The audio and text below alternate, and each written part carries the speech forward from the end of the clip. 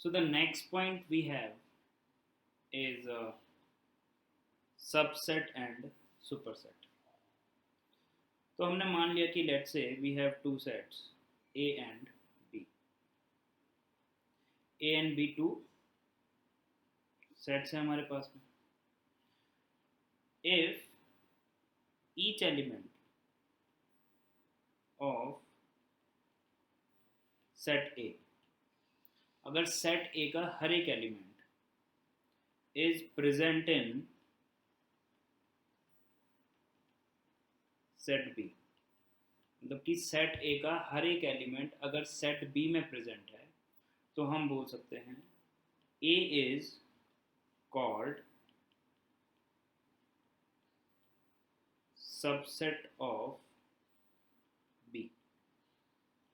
और अगर बी जो सेट है वो अगर सेट ए के हर एक एलिमेंट को कंटेन कर रहा है तो हम ये भी बोल सकते हैं इसी को दैट बी इज कॉल्ड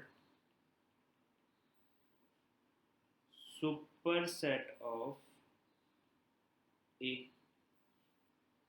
ठीक है, एक ही बात है, बेसिकली बोलने का तरीका थोड़ा अलग अलग है।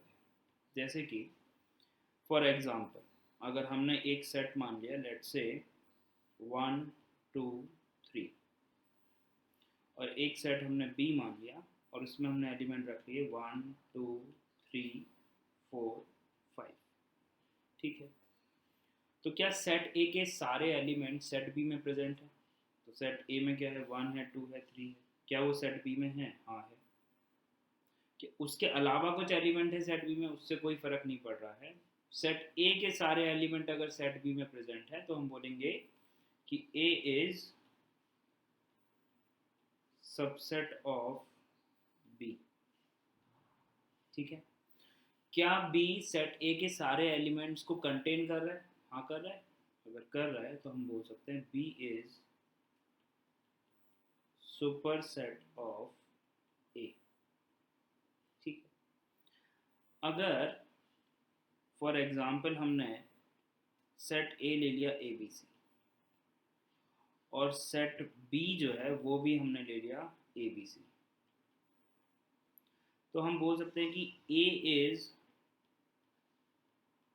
Subset of B. बिल्कुल बोल सकते हैं। सेट ए का हर एक एलिमेंट सेट बी में है? हाँ है। ठीक है, क्या हम ये बोल सकते हैं बी इज सुपरसेट ऑफ ए? हाँ हम ऐसा भी बोल सकते हैं। बी जो है वो सेट ए के सारे एलिमेंट्स को कंटेन कर रहा है तो हम बोल सकते हैं बी इज सुपरसेट ऑफ ए। और हम बी इज सबसेट ऑफ ए भी बोल सकते हैं, बिल्कुल बोल सकते हैं। और हम ए इज सुपरसेट ऑफ बी ये भी बोल सकते हैं। कहने का मतलब ये है इफ, इसको हम नोट करके लिख लेते हैं, note if two sets are equal implies they are subset and superset of each other। ठीक है, नेक्स्ट जो हमारे पास में आता है very important that is proper subset. अब प्रॉपर सबसेट क्या होता है समझते हैं, एग्जाम्पल से समझते हैं। सपोज करिए कि हमने एक सेट ले लिया ए दैट इज 1 2 3, बी आपने एक और सेट ले लिया लेट्स से 1 2 3 4 5। ठीक है, क्या ए, तो हम दो पॉइंट चेक कर रहे हैं, क्या ए सबसेट ऑफ बी है? A is subset of B, yes है। सेट ए के सारे एलिमेंट सेट बी में प्रेजेंट है तो ए जो है वो सबसेट ऑफ बी है। सेकेंड पॉइंट हमने चेक किया, क्या ए इक्वल टू बी है? तो हमने बोला नहीं, ए इक्वल टू बी नहीं है। इसका मतलब हम बोल सकते हैं कि A is not equal to B. तो A is called proper subset of B. वापस से समझते हैं. A is called proper subset of B if अगर ये दो कंडीशन को फुलफिल करे तो. और वो दो कंडीशन क्या है? First condition A must be subset of B होना चाहिए, पहली बात. और दूसरी बात A not equal to B होना चाहिए, मतलब A B के बराबर भी नहीं होना चाहिए. इस सिनेरियो में ये फॉलो कर रहा है, तो हम बोल सकते हैं in this scenario A is proper subset of B. ठीक है. एक और एग्जांपल अगर हम लें, let's say A is 1 2 3, B is 1 2 3 4 5, C is 1 2 3. अब कुछ स्टेटमेंट्स में लिख रहा हूँ, फिर चेक करते हैं. A is subset of B, सही बात है, ट्रू है. A is A is subset of B, ठीक बात है. A is subset of C, ये भी ठीक बात है. A is proper subset of B. A B का सबसेट है, हाँ है. क्या A B के बराबर है? नहीं है. तो ये दोनों कंडीशन को फॉलो कर रहा है, तो ये भी ट्रू हो गया. क्या मैं बोल सकता हूँ A is proper subset of C? तो देखो A is subset of C तो है, ये तो फॉलो कर रहा है, but A equal to C होने की वजह से now we can say A is not proper subset of C. तो ये स्टेटमेंट रॉन्ग हो गया, फॉल्स हो गया. क्लियर है बात? नेक्स्ट, अगर हम सिंबल की बात करें, so there are two schools of thoughts.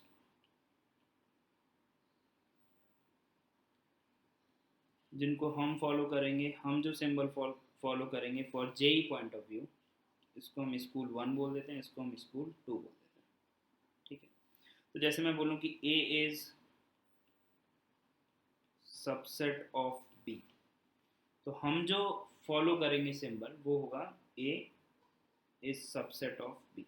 हम ये सिंबल को फॉलो करेंगे, मतलब इस तरह से C बना के और उसके नीचे एक इक्वल टू साइन. जो स्कूल 2 है वो फॉलो करता है इस सिंबल को, वो केवल इस तरह से C लिख देते हैं, वो सबसेट के लिए इस सिंबल को फॉलो करते हैं. ठीक है.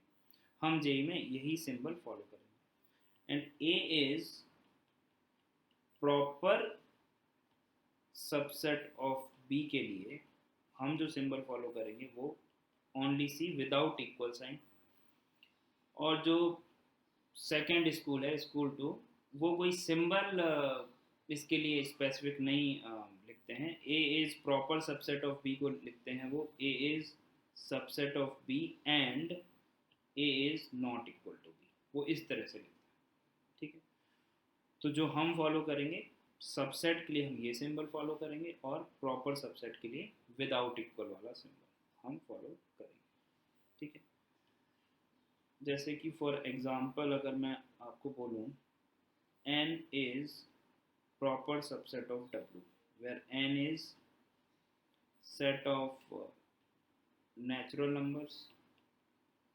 तो नेचुरल नंबर्स स्टार्ट होते हैं 1 से लेकर 1 2 3 चलता जाता है. And W is set of whole numbers. तो होल नंबर्स जो है वो स्टार्ट होते हैं 0 से, तो 0 1 2 3. तो हम यहाँ से बोल सकते हैं कि नेचुरल नंबर का जो सेट है वो होल नंबर्स के सेट का क्या हो गया? Proper subset. ठीक है. तो इसको लेकर बहुत ज़्यादा कन्फ्यूज़न की ज़रूरत नहीं है, हम इसी नोटेशन को फॉलो करेंगे, ठीक है। नाउ कुछ पॉइंट्स इम्पॉर्टेंट, हम जिसको मैं बर्थ रिमेंबर पॉइंट बोलता हूँ, हम बोल सकते हैं कि no set is proper set of itself. अब एक सेट हमने लिया है, सपोज करो आप A1, 2, अब कोई एक सेट अपना प्रॉपर सबसेट होने के लिए, सबसेट प्रॉपर सेट या प्रॉपर सबसेट होने के लिए उसको क्या होना पड़ेगा, नॉट इक्वल होना पड़ेगा। अब कोई सेट खुद के बराबर नहीं हो, ऐसा कैसे हो सकता है? तो no set is proper set of itself, proper subset of itself, ठीक है, सबसेट लिख लो, ठीक है। फिर जो सेकंड पॉइंट है दैट इज, अगर A और B दो सेट्स हैं where A is proper subset of B, तो कार्डिनलिटी ऑफ सेट A वो स्मॉलर देन होगी कार्डिनलिटी ऑफ सेट B से। जैसे कि फॉर एग्जांपल अगर हमने मान लिया कि एक सेट हो गया 1 2 3 जिसमें 1 2 3 एलिमेंट्स हैं, और B जो सेट है वो, अगर जो सेट A है वो B का प्रॉपर सबसेट है, तो भाई सबसे पहले तो उसको B का सबसेट होना जरूरी है, तो B में जो एलिमेंट्स हैं वो 1 2 3 तो होना ही पड़ेगा। अब अगर आपने केवल 1 2 3 लिखा तो A और B तो इक्वल हो गए, लेकिन A और B तो इक्वल हो नहीं सकते, क्योंकि अगर इक्वल हो गए तो A जो है वो प्रॉपर सबसेट नहीं हो पाएगा। तो हमको कोई एक एलिमेंट, एक्स्ट्रा एलिमेंट इसमें ऐड करना पड़ेगा, 4 5 6, वो आप कितने भी कर सकते हो, एटलीस्ट एक तो एक्स्ट्रा हमको ऐड करना पड़ेगा। तो यहाँ से हम क्लियरली देख सकते हैं कि cardinality of set A is cardinality of set